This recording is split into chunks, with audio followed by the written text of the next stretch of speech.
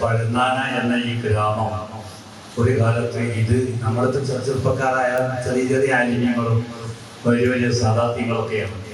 പഴുന്നാന മൂപ്പര് ജീവിച്ചിരിക്കുന്ന കാലത്ത് ഇവിടെ ആശയങ്ങളുടെയും മജ്ദൂബുകളുടെയും ഔലിയാക്കന്മാരുടെയും ഒരു കറക്കം ആയിരുന്നു. ഇങ്ങനെ എന്ന മുത്തവ്വലൊരു പാട്ടുണ്ട്. ആ ആലിമീങ്ങൾ ഇവിടെ ഇങ്ങനെ കറങ്ങുന്ന ഒരു കാലം ഇവിടെ കഴിഞ്ഞു പോയി. ആ കാലത്തെ അനുസ്മരിച്ചു പോയി. ഇപ്പൊ ഇത്രയധികം ആലിമീങ്ങളെ ഇവിടെ കണ്ടപ്പോൾ അന്ന് കിറങ്ങിയിരുന്ന ആ തെർബിയത്ത് ലഭിച്ച, അതിനു മുമ്പ് മഹാനായ കടിയാപുരം അവരുടെ തെർബിയത്ത് ലഭിച്ച മഹാനായ യൂസുഫ് ഖാദിരി അവരുടെ ചുറ്റിപ്പറ്റിയാണ് ഇപ്പൊ നമ്മൾ ഇവിടെ എല്ലാവരും എത്തിയിട്ടുള്ളത്.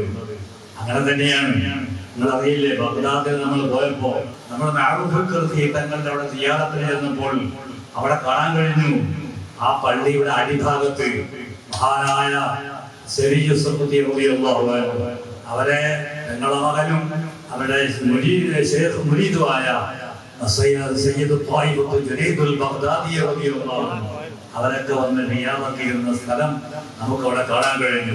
മഹാനായ മുഹദ്ദിസായ ത്വബ്രാനി ഇമാമിന്റെ ഖബർ അവിടെയാണ്, ആ സ്ഥലത്താണ് കിടക്കുന്നത്. അപ്പൊ അത് പഴയ കാലം മുതൽ ഉള്ളതാണ്. ഈ നോക്കൂ നിങ്ങൾ, 4 ഖുലഫാക്കന്മാർ സയ്യിദുനാ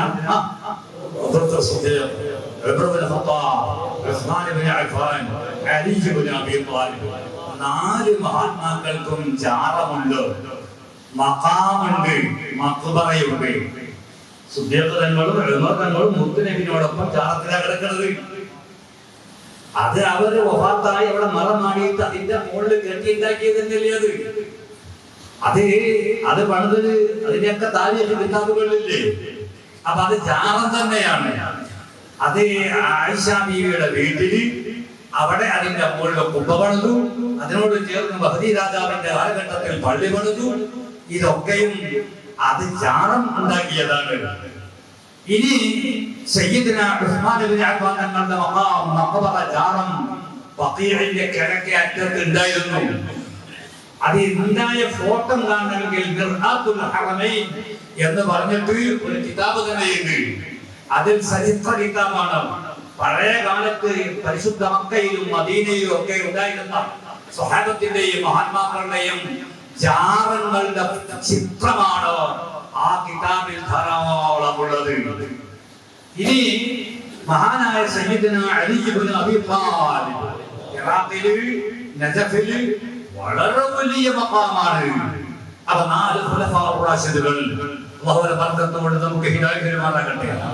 4 അഖ്താബുകൾ എടുത്തോണ്ട് ഔഫുൽ അഅലം തങ്ങൾ എന്താണ് അവരുടെ ഇമാം. 5 വഖത്ത് ജമാഅത്ത് കഴിഞ്ഞാലും അനുഭവിച്ചവരല്ലേ നമ്മൾ. എത്രയോ തവണ അനുഭവിച്ചിട്ടുണ്ട് ഞാൻ. അവിടെ ഇവിടെ ഇരുന്ന് ഔഫുൽ അഅലമിന്റെ പേര് ഫാത്തിഹ ഓതാതെ അങ്ങോട്ട് പിന്നെ സിയാറത്തിന് അവിടെ നോക്കില്ല. വലിയ മഖാമാണത്. എത്രയോ ആയിരക്കണക്കിന് ജനങ്ങൾ വരുന്ന മഖാമാണ് ജീലാനി തങ്ങളുടേത്. മഹാനായ ശൈഖ് അഹ്മദുൽ കബീർ ദിഫാഇ തങ്ങളുടേത് വലിയ മഖാമ് ജാമുണ്ട്.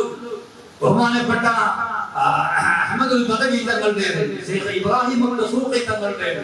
4 അഖ്താബുകൾ. 5ാമത്തെ ഖുത്ബായ മഹാനായ സയ്യിദ് ഇമാം അബുൽ ഹസൻ അശ്ശാദിലി റളിയല്ലാഹു അൻഹു വബറകത്തു കൊണ്ട് അല്ലാഹു നമുക്ക് ഹിദായത്ത് നൽകുമാറാകട്ടെ.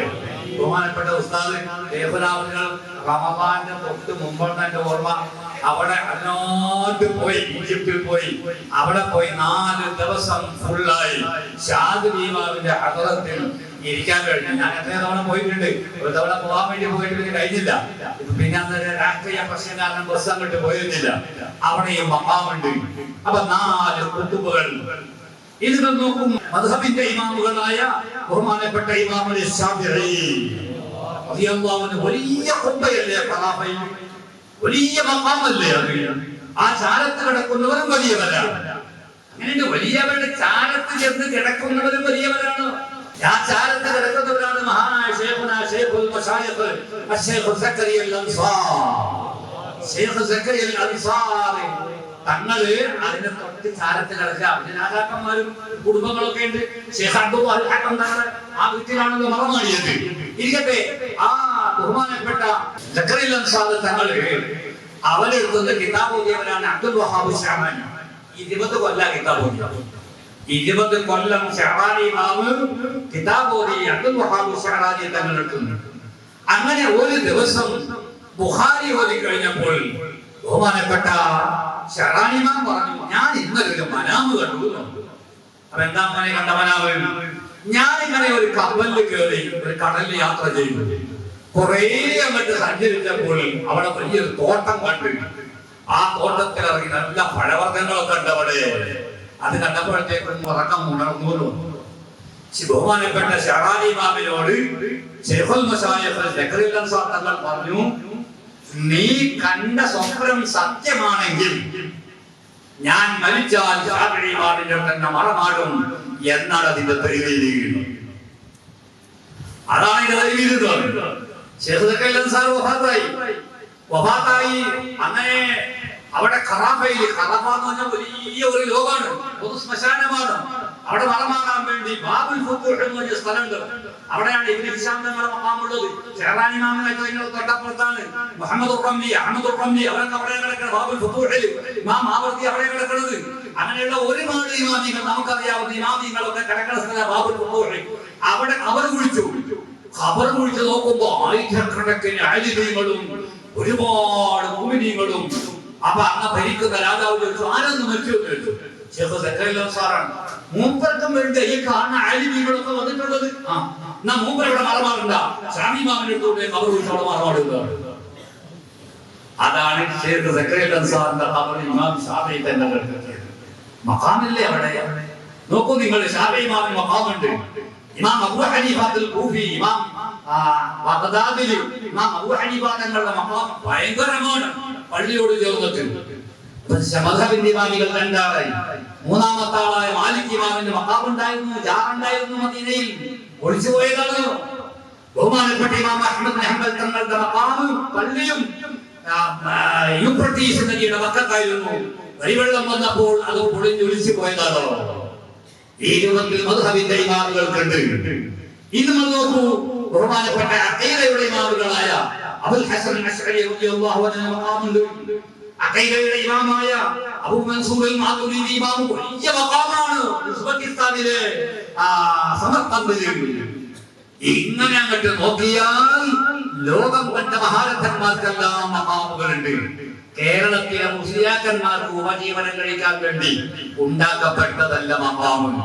ആ മഖാമുകളിൽ അവരുടെ മുരീദന്മാരും അവരെ മഹബത്ത് വെക്കുന്നവരും അവരുടെ ശിഷ്യന്മാരും ഒക്കെ വന്നിരിക്കലും അവിടുന്ന് ഖത്തം ഓതലും അവിടുന്ന് റിയാദകൾ ചെല്ലലും അവിടുന്ന് ദിക്റുകൾ ചെല്ലലും ഒക്കെയും പഴയകാലം മുതൽ പരിചയമുള്ളതാണ്. അതാ ഞാൻ പറഞ്ഞത്, ഈ അമ്പിയാക്കന്മാരെ എടുത്തു നോക്കിയാലോ, ഒട്ടുമുക്കാൽ അമ്പിയാക്കന്മാരെ മഖാം മഹാനായ ഖലീലുല്ലാഹി ഇബ്രാഹിം നബി അലൈഹിസ്സലാം ഹിബ്രാനിൽ മദീനത്തുൽ ഖലീലിൽ ആ പ്രശസ്തമായ പള്ളിയിലേക്ക് അങ്ങോട്ട് കയറി ചെല്ലുമ്പോൾ മുസ്ലിമീങ്ങൾക്ക് പ്രവേശനമുള്ള ഭാഗത്തിൽ കയറി ചെല്ലുമ്പോൾ തന്നെ ആദ്യം കാണുക സാറാ ബീവിന്റെ മഖാമാണ്.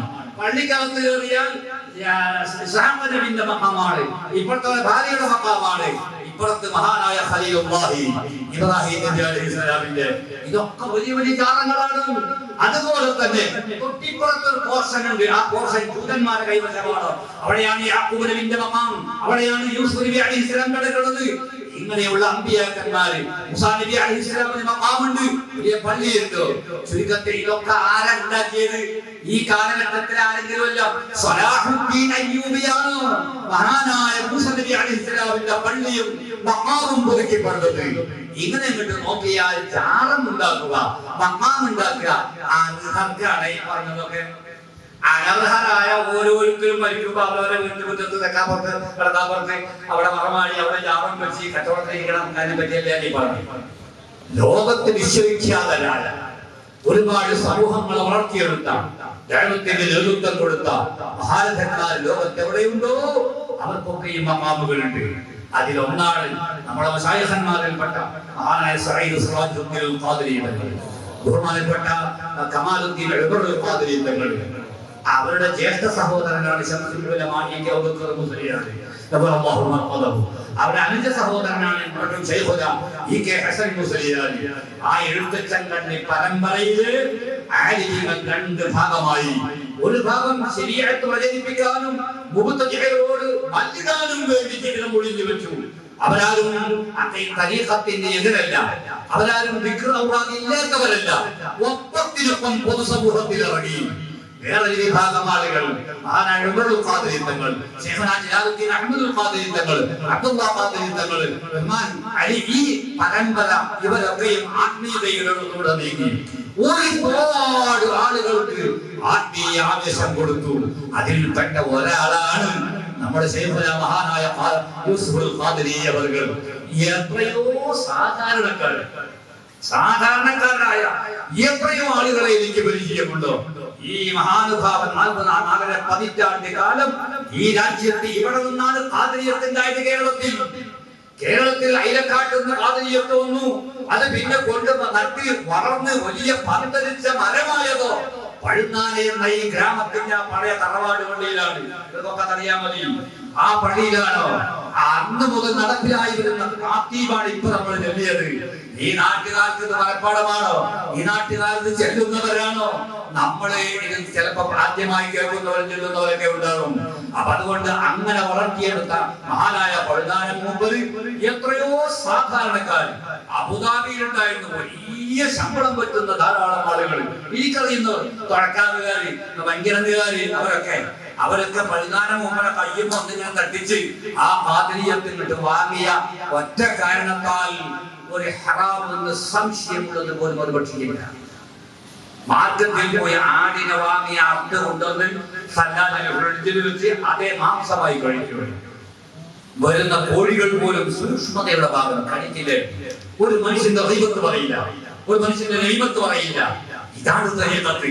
തരീഖത്ത് എന്ന് പറഞ്ഞിട്ട് കണ്ട ആലിമീങ്ങൾ ചീത്ത പറഞ്ഞ്, സയ്യിദന്മാരെ ചീത്ത പറഞ്ഞ്, ഗ്രൂപ്പുകൾ തിരിച്ച് ആലിമീങ്ങളെ ചീത്ത പറഞ്ഞ്, അമ്മമാരെ ചീത്ത പറഞ്ഞ്, ദീനിന്റെ പ്രബോധകരെയും പ്രവർത്തകരെയും ചീത്ത പറഞ്ഞ് നടക്കുന്നവരല്ല തരീഖത്തുകാർ. തരീഖത്ത് എന്ന് പറഞ്ഞാൽ അവരൊക്കെ 8 റക്അത്ത് ദുഹാ നിസ്കരിക്കും, അവരൊക്കെ 11 റക്അത്ത് വിത്ർ നിസ്കരിക്കും, അവരൊക്കെ എല്ലാ തിങ്കളാഴ്ചയും സുന്നത്ത് നോമ്പ് നോക്കിയിരുന്നവരാണ്. ആ പരമ്പരയിൽ ഇത് ഹയാത്താക്കാൻ വേണ്ടി അല്ലാഹു തആല ഒരുപാട് ചെറുപ്പക്കാരെ നിയോഗിച്ചിരുന്നു. മഹാനായ വഫാത്തായി പോയി. അല്ലാഹു സന്തോഷമാക്കി കൊടുക്കട്ടെ. അവസാനം ഹുസൈൻ മുസ്ലിയാർ ഉണ്ടായിരുന്നു, അവർ വഫാത്തായി പോയി. ആ മുസ്ലിയാർ വഫാത്തായി പോയി.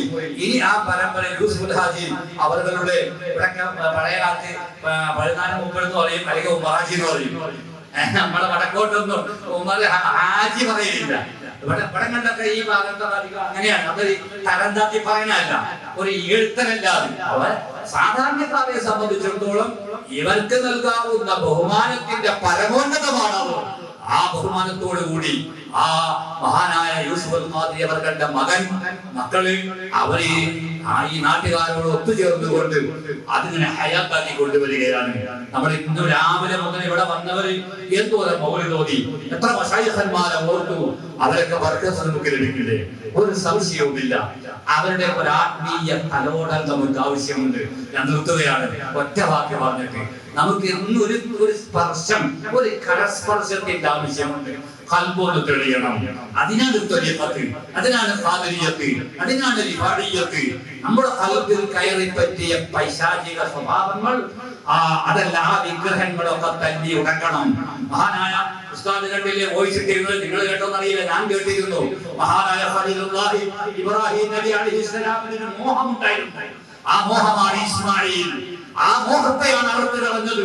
അല്ലാതെ കണ്ട് പുത്രബലിയല്ല, മനുഷ്യബലിയല്ല. മനുഷ്യബലിയും പുത്രബലിയും ഇസ്ലാമിലില്ല, ദീനിലില്ല, അല്ലാഹുവിന്റെ മതത്തിലില്ല. പക്ഷെ എന്തുണ്ട്? മകനോടൊരു ഹുബ്ബ്, മക്കളുണ്ടാകണമെന്നൊരു പ്രേമം, എന്നൊരു മോഹം അതുണ്ടായിരുന്നു. അതിനെ ആ മിനായിൽ കൊണ്ടുപോയി അറുത്തത്. ഹബീബ് സയ്യിദുനാ റസൂലുള്ളാഹി തങ്ങള് തവാഫ് ചെയ്യാൻ ഇറങ്ങിയപ്പോ ഒരാള് അദ്ദേഹം കണ്ടാൽ മുസ്ലിമാണ്, പക്ഷെ ഉള്ളിൽ എങ്ങനെയെങ്കിലും മുത്തുനബിയെ കൊലപ്പെടുത്തണം എന്നതാണ് ഉദ്ദേശം. ഈ ഉദ്ദേശം മനസ്സിൽ ഒളിപ്പിച്ചു വെച്ചതാ, ഒരു മഖ്ലൂഖ് അറിയില്ല. അങ്ങനെ പിന്നാലെ മൂപ്പരും തവാഫിൽ ഇറങ്ങി. അങ്ങനെ ഇറങ്ങി റസൂലുള്ളാഹിനെ മുട്ടി ചാരി ഇങ്ങനെ പോവുകയാണ്. അപ്പൊ പോയപ്പോ ഒരു സ്ഥലത്ത് വെച്ച് അല്ലാഹുവിന്റെ റസൂൽ ആ ഫലാലത്തിന്റെ മാറത്തിന്റെ വിളിച്ചു.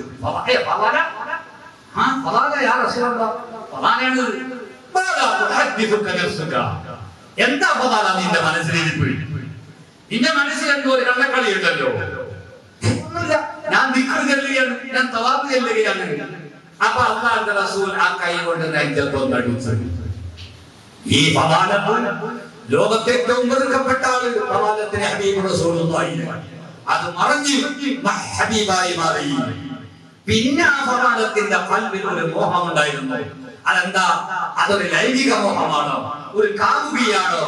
ആ കാമുകി മനസ്സിലുണ്ടായിരുന്നു. ആ കാമുകി പുറത്ത് കാത്തു നിൽക്കുകയാണോ? കാലത്ത് ഹലുമ്മ ഇലൽ ഹദീദി വഖുൽതു ലാ വഖുൽതു ലാ യർബാ അലൈകില്ലാഹു വൽ ഇസ്ലാമു. ആ പെണ്ണിന് പുറത്ത് കാത്തുക, അത് കാമുകിയാണ്. എത്രയോ നാളായി കൊണ്ടു നടക്കുന്ന ആ കാമുകിയെയും നെഞ്ചിലെത്തിയിട്ടാണ് ഫലാലത്ത് നടക്കുന്നത്. പിന്നെ റസൂലുള്ളാഹിനെ വിളിച്ച് പകൽക്കോ മുസ്ലിമിന്റെ തലോട് കേട്ടപ്പോൾ അവൾ മറന്നുപോയി. റസൂലുള്ളാഹിനോട് മഹബ്ബത്ത് വന്നു. ഇങ്ങനെ നമ്മുടെ ആത്മീയ നേതൃത്വങ്ങളായ മശായിഖന്മാരോട് ആ പരിധി കവിഞ്ഞൊരു മഹബ്ബത്ത് ഖൽബിൽ കയറണമെങ്കിൽ നമുക്ക് ഒരു കരസ്പർശത്തിന്റെ ആവശ്യമുണ്ട്. അതിനാണ് ഹഖായ ആദിയത്ത് റിഫാഇയത്ത് എന്നൊക്കെ പറയുന്നത്. ആ പേരും പറഞ്ഞ് കളക്കണ്ടാക്കി നടക്കണ മുബത്തദിഈങ്ങളെ പറ്റി അല്ലാട്ടോ ഞാൻ ഈ പറയുന്നത്. അപ്പൊ പെണ്ണ് പുറത്ത് കാത്തുനിന്നിട്ട് അവൾ വിളിക്കുന്നു. ആ പെണ്ണ് പറഞ്ഞു, ഹലുമ്മ ഇലൽ ഹദീദി, വരുന്നില്ലേ നീ, നമുക്ക് ചാറ്റിംഗ് നടത്തണ്ടേ? അന്ന് ചാറ്റിംഗ് അങ്ങനെ സൊട പറഞ്ഞിരിക്കലാണ്. ഇന്നത്തെ ചാറ്റിംഗ് മുഴുവനും നമ്മളെ ഓരോരുത്തരുടെയും പോക്കറ്റിൽ 2-3 ഉള്ള മൊബൈലുകളാണ്. അപ്പോ നമുക്ക് ചാറ്റിംഗ് നടത്തണ്ടേ? വരൂ, ഇങ്ങോട്ട് വരൂ. അപ്പൊ മുതൽ പറഞ്ഞതാ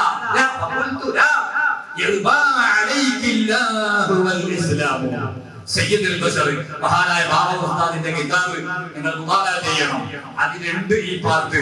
ഇത് വേറെ എവിടെന്നെങ്കിലും വഹയൊന്നുമല്ല. അപ്പൊ അതുകൊണ്ട്